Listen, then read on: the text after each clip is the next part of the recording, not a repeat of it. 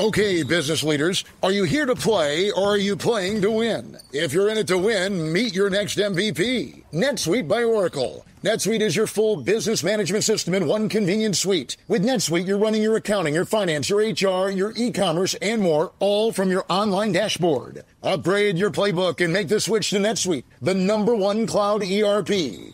Get the CFO's Guide to AI and Machine Learning at netsuite.com/tech. netsuite.com/tech.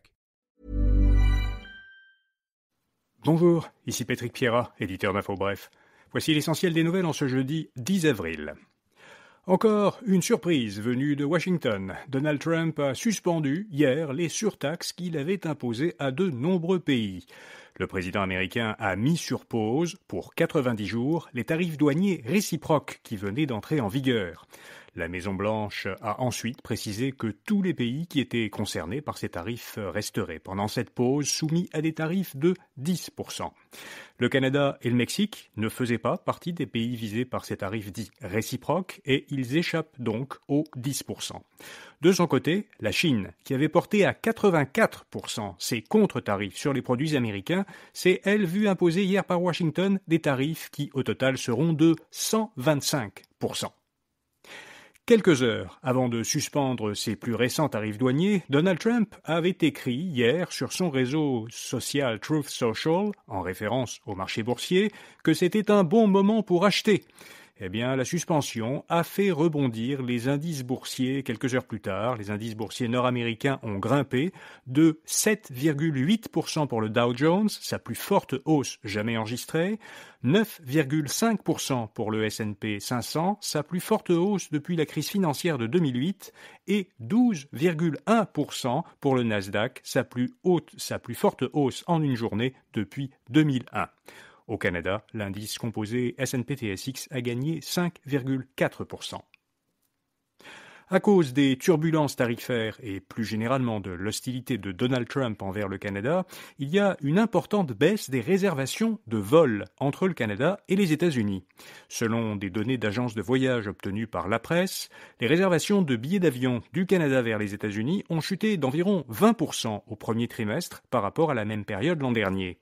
Cette baisse de réservations est encore plus marquée vers certaines régions, dont New York et la Floride. Elle est 2 fois plus importante que la baisse de 10% à laquelle s'attendait Air Canada l'automne dernier. Mark Carney veut faire du Canada une superpuissance énergétique mondiale. Le Premier ministre libéral a présenté son plan énergétique. Il estime que le Canada a tout ce qu'il faut pour atteindre son plein potentiel dans ce domaine. Ses principaux objectifs sont de développer l'énergie propre et l'énergie traditionnelle la moins polluante possible et de diversifier les marchés. Concernant les minéraux critiques, Mark Carney compte les mettre plus rapidement sur le marché, investir dans leur prospection et élargir les crédits d'impôt pour développer le secteur. Par ailleurs, le chef libéral dit, comme les conservateurs, qu'il mettrait en place un guichet unique pour accélérer l'évaluation des futurs projets énergétiques. Il s'engage toutefois à respecter les normes environnementales. Le Bloc veut que le Québec soit le seul maître d'œuvre de sa politique linguistique. Le chef du Bloc québécois, Yves-François Blanchet, propose plusieurs mesures pour protéger le français. Soustraire le Québec à l'application de la loi sur les langues officielles, garantir que la charte de la langue française s'applique dans les entreprises de compétences fédérales, exiger la maîtrise du français et la francisation des milieux de travail pour tous les fonctionnaires fédéraux travaillant au Québec et la maîtrise du français dans la haute fonction publique partout au Canada, et transférer au gouvernement québécois le budget fédéral qui est prévu pour protéger l'anglais au Québec. Québec a nommé une première commissaire au bien-être et aux droits des enfants. Presque un an après avoir créé ce poste, le gouvernement Legault vient d'y nommer Marie-Ève Brunet-Kitchen, qui était jusqu'à récemment consultante en stratégie sociale et relations gouvernementales à Centraide du Grand Montréal. Ses principaux mandats seront de veiller à la protection de l'intérêt des enfants, de faire entendre leur voix et de les accompagner dans la défense de leurs droits. La création de ce poste était l'une des principales recommandations de la Commission spéciale sur les droits des enfants et de la protection de la jeunesse. La consommation de cannabis diminue chez les jeunes. Selon une enquête réalisée l'an dernier par l'Institut de la statistique du Québec, environ 18% des Québécois de 15 ans et plus avaient consommé du cannabis au cours des 12 mois précédents.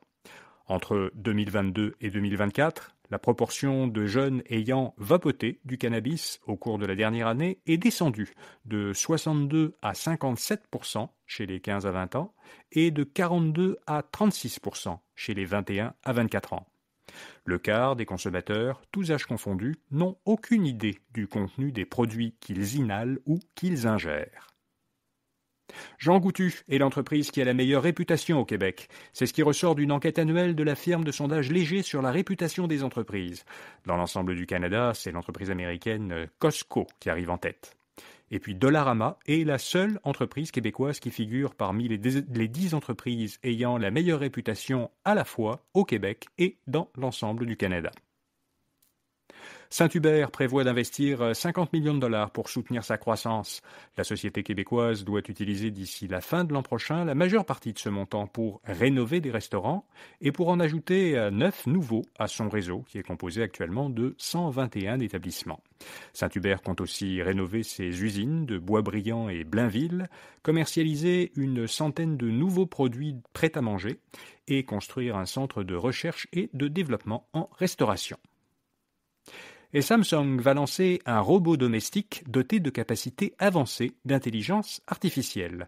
On parle cette fois-ci d'un robot physique. L'entreprise sud-coréenne doit le commercialiser cet été aux États-Unis et en Corée du Sud. C'est un robot domestique qui est nommé Bali. Ce robot sur roue est doté d'un projecteur, de micros, de capteurs et il a accès à l'intelligence artificielle Gemini de Google. Ces éléments lui permettent de traiter des données visuelles et de répondre à des commandes vocales de façon sonore et en projetant des informations sur un mur.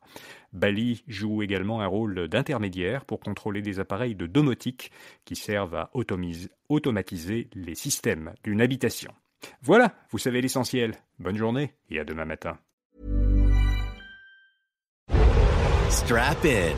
You're in the race with F1 TV Premium. See what the race director sees with custom multi-view. Watch every jaw-dropping moment in live 4K UHD. Across up to 6 screens, uninterrupted. Experience ultimate live immersion with F1 TV Premium. Available on selected devices.